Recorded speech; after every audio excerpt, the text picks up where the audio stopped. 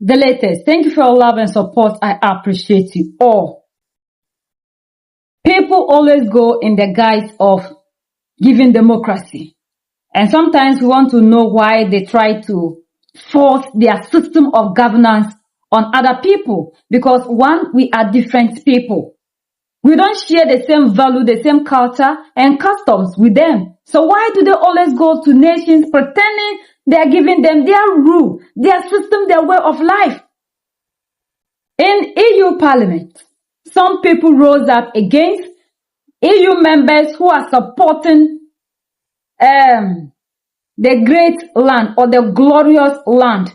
And then Oga Tarif bombing in Iran. And this man is furious, and a lot of them were furious about the way these Western people claim they are giving democracy by bombing people, forcing their way of life. They did that in Iraq, they did that in Libya, they did that in Afghanistan, in Venezuela. It's like everybody must accept their way of life. And he asked, what have they achieved? What is their motive? Look at the people that we are losing them. And people still stand to defend what happened. And these people are condemning them.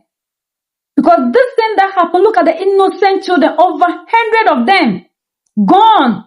Because some people just don't want the people in power. So for that matter, their will must be done.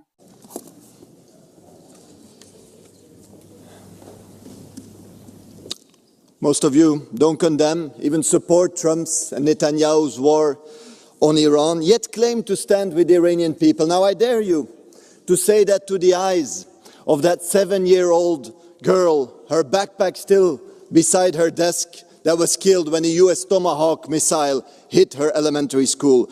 Dare to admit to the 167 other victims in that school that you are offering European bases to US killing machines. Tell the families of Tehran, a city of 10 million people, that you support the chemical warfare of Israel as they poison the air with toxic fires and black rain that will cause cancers for decades. Tell the Iranian people how much you really love them, while from Golestan to Chehel Sotun, Western bombs damage century-old cultural heritage.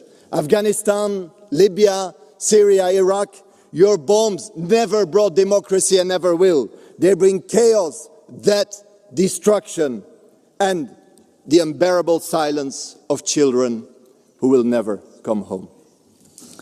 Mrs. Ribaigina, well, you referred to previous wars in the Middle East, wars carried out by the US against Iraq, Syria, Yemen, etc. And the question is, we've got this whole series of wars that have destabilized the Middle East when the US was directly involved. Isn't it time for the President of the Commission to criticize this US attack on Iran, rather than making a speech as she did today, which was looking to find reasons why the EU should continue to be subservient to the United States? Muchas gracias. Thank you very much. I think, as was clearly said in the speech, Europe has to be stronger, has to strengthen international law. This war, we have seen from the very first moment, is an illegal war. Europe needs to decide where it stands. We need a Europe that defends international law, that decides on its place in the world, and once again, not stand on the side of the interests of Washington, but the interests of European citizens. Thank you. Днес е модерно да бъде оплакван основания на правила. It is today to bemoan the end of the world order. People say that there is no more any international order. Well, there has never been any international order. After the Cold War, there was no rule-based order. It was always the United States who ruled the order of the day, on the pretext of fighting authoritarian regimes and exporting democracy, while serving their own interests by by introducing puppet governments. And only very foolish people can think that this is a rule-based order. Take what the United States did in Iraq 20 years ago, what they do now in Iran. At the time, Washington, in all of its hypocrisy, insisted that it was all democracy in Iraq. They do not use that language anymore today. They only need someone who would toe their line. Democracy is the last thing they're interested in. Either Trump or previous presidents, they never cared about it. All they care about is US supremacy. The European Union doesn't care anymore about international law. As most EU leaders have failed to condemn the attacks of Israel and United States against Iran. We can't defend international law only when it benefits us, like it happens in the war in Ukraine. But we need to be critical when our allies violate it on a regular basis. Even if EU leaders don't care about morals, at least they should care about European citizens, because they are the ones that are going to pay the consequences of this illegal war. An energy crisis will hit every single European household. And on top of this, EU citizens in my country, Cyprus, fear for their lives because Iran could keep retaliating with more drone attacks. I truly believe that it's both possible to be against the authoritarian regime in Iran and at the same time against the illegal military actions by our allies. So please, colleagues, let's speak up and clearly say no to war. Thank you so much. Thank you very much, President. Ladies and gentlemen, you and von der Leyen want Europe to be part of an illegal war led by the US and Israel. Of course, you don't want your own kids to go to the war. Well, if you want a war, then you should go, but keep our sons and daughters at home. Who is Ms. von der Leyen speaking on behalf of? She's speaking on her own behalf, not on mine. Given the situation in Palestine, this woman should be judged or tried as a war criminal. Iraq, Afghanistan, Syria, these are wars for oil, for power, and it is putting us in danger so that Trump can create a luxury resort on the ruins of Gaza so that his kids can make money investing in oil 2 days before bombing Iran. Ladies and gentlemen, while we're in NATO, whether we want to or not, we are complicit in these illegal wars. We need to act now. We need to control food, energy and transport prices. We need to make no to war a reality. Socialists, liberals, Greens who have voted for her, let's isolate her. Let's get out of NATO. I don't know what we're waiting for. Merci, Madame. Yes, thank you very much, President. Minister, Mrs. von der Leyen. Mrs. von der Leyen, I've come along here with a very simple but essential slogan, no to war. And to those who propagate it, if you take a look at the war being waged by the United States and Iran in Iran and Lebanon, it's fully illegal under international law, especially when we knew that the negotiations on the nuclear aspects were coming to their close and Iran probably going to end their enrichment program. Who really seriously thinks that you can install democracy with bombs? Have you not learnt anything from Iraq and Afghanistan? These bombs kill blindly, for example, like the Minab school, with over 100 young Iranians being killed. Very often it's the civil populations who are the victims. And 750,000 people and very many children have had to flee to survive because the objective of Benjamin Nėtanyahu is to turn Beirut into the new Gaza, and this in Lebanon. And this because you, Mrs. von der Leyen, have been incapable of halting him in what he's doing in Palestine. So he's doing it all over again. Mr. Bardella has talked about the situation in Iran, but you're on the side of the executioners, Mr. Netanyahu and Mr. Trump. So no to war and imperialist objectives.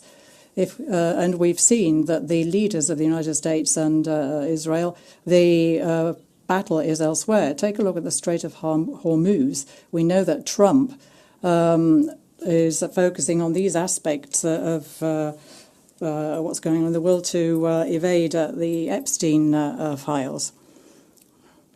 The far right, the Israeli far right, is continuing with its colonialist genocide projects in Israel. The Golan Heights yesterday and now Lebanon, they're filling it with white phosphorus through their bombs.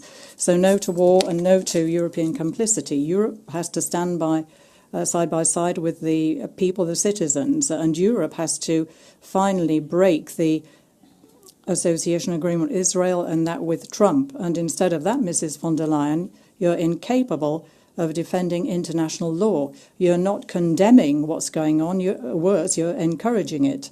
And no word for the victims of this these fascist actions. Is this because of cowardice or something else? So do not count on us to continue supporting you here. No to war. Do not feel that this, or believe that this war is not without consequences for the European people. We've seen that oil and gas prices are going up at the petrol pump. No to the war, block the prices. Croatia has already done this, so what are you waiting for?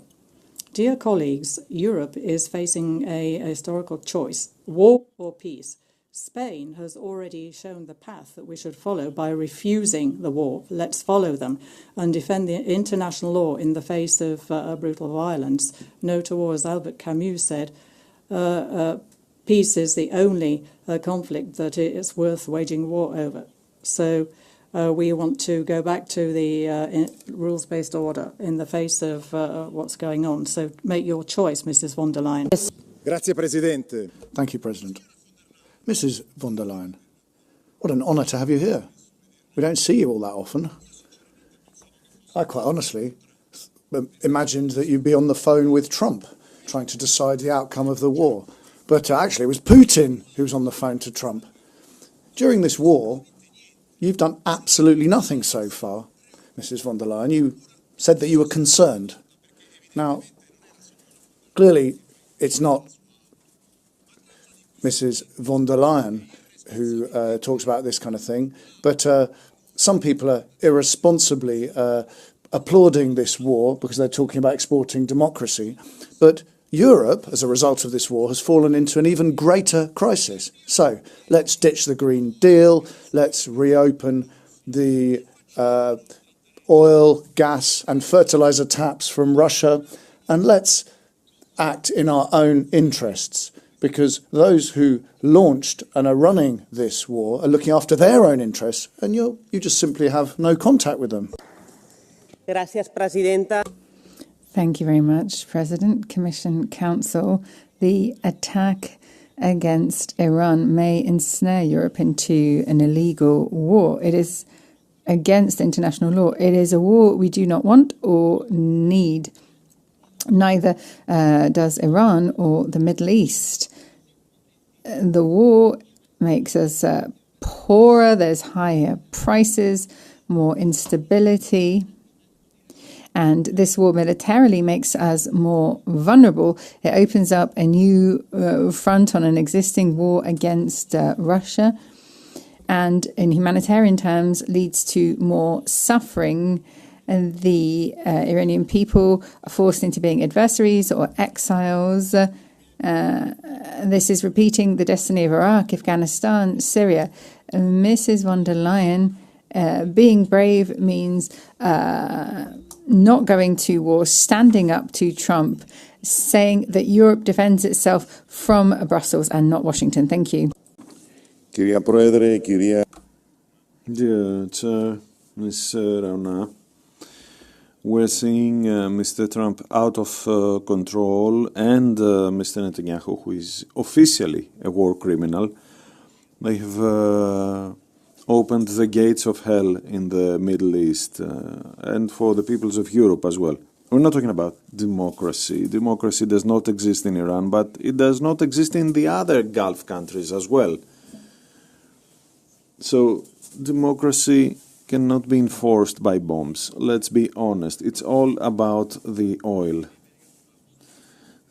So the consequences for the peoples will be huge. Loss of life, about which Ms. von der Leyen is very selective.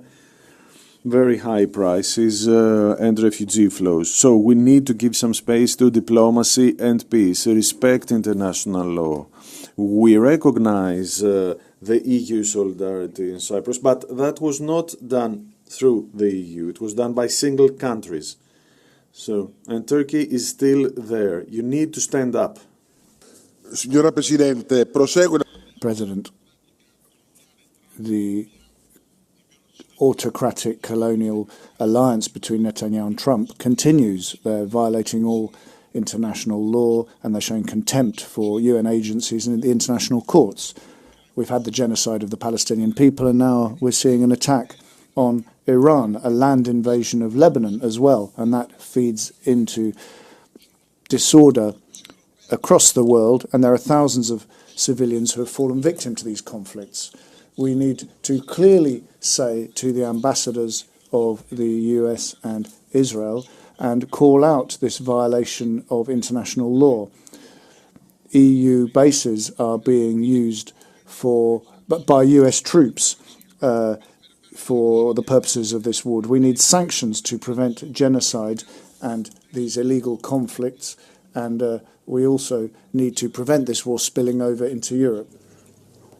È evidente che la sua domanda... Well, clearly your question suggests a position that isn't my position. I think that international law should be fully implemented, also vis-à-vis the mullah regime in Iran. But applying international law is one thing, but it's quite another to act against the International Criminal Court, and then it's another again to carry out an illegal war. War is not a way of exporting democracy. You'll recall Korea, Vietnam, Afghanistan, Iraq. We constantly see this crazy US idea to try and export democracy, which actually causes civilian victims all over the world. Thank you. Gracias, Presidenta. Thank you, President. Mrs. von der Leyen does not represent us, and she hasn't even stayed here so that we can say this face to face. She'll obviously have gone to take a phone call from her friend Trump. The United States and Israel are pulling us into an illegal war.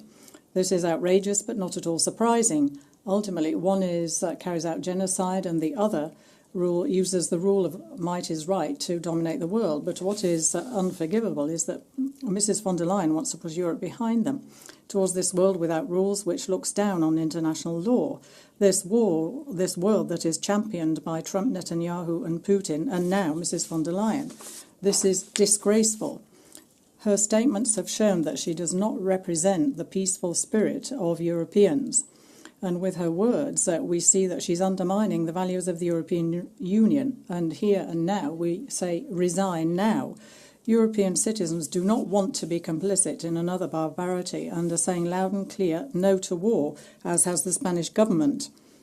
And one question, even though you're not here, Mrs. von der Leyen, please answer my question. Whose side are you on? With an international rules-based order and European values, or those who want to put pay to peace? Pas un de nos soldats, pas une de nos armes pour la guerre de Trump en Iran. Nous devons faire comme Pedro Sanchez, dire non à Trump. Trump a choisi pour allié Nėtanyahu, un criminel de guerre, responsable du génocide à Gaza. Et Trump a décidé d'utiliser la force brutale en violation de tous les principes du droit international. Et le résultat, nous le voyons, c'est l'embrasement sur toute la région, c'est le chaos, c'est l'histoire qui une fois de plus se répète. C'est nous les Européens qui voyons déjà flamber les prix du gaz et du pétrole. C'est nous les Européens qui sommes les premiers exposés au risque de représailles terroristes. C'est nous les Européens qui voyons l'instabilité à nos frontières. Notre pays doit tout mettre en œuvre pour faire cesser au plus vite cette folie meurtrière. This has continued for a very long time. It's the same thing they are doing to us in Africa, deciding who leads us. Everybody must be under their rule. The moment you rise up against that, you become a target, like what we are seeing happening in Mali, Niger, and Burkina Faso. This is the same script they are writing for everybody. And that is why we are so concerned about what is happening in Iran.